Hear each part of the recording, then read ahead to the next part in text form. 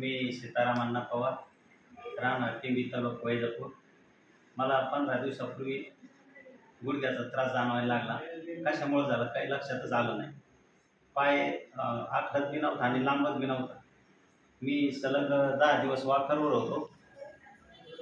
संभाजीनगरला treatment केली, वैजापूरला गेली, काहीच फरक जाणवला नाही. शेवटी एका पाहुण्याने मला डॉक्टर महाजन गंगापूर यांचा तपास पत्ता दिला आणि मी गंगापूरला आलो आणि माझे रिपोर्ट दाखवले. तर त्यांनी सांगितलं तुमचा गुडघ्याचा त्रास आहे तो नॉर्मल होऊन जाईल. आणि मी ट्रीटमेंट चालू केली. 14 दिवसाचा कोर्स केला. तर माझं 4थ्या दिवशी वाकर काठी बंद झाली आणि मी स्वतः चालायला लागलो. आज माझी 14 ट्रीटमेंट कंप्लीट झाली.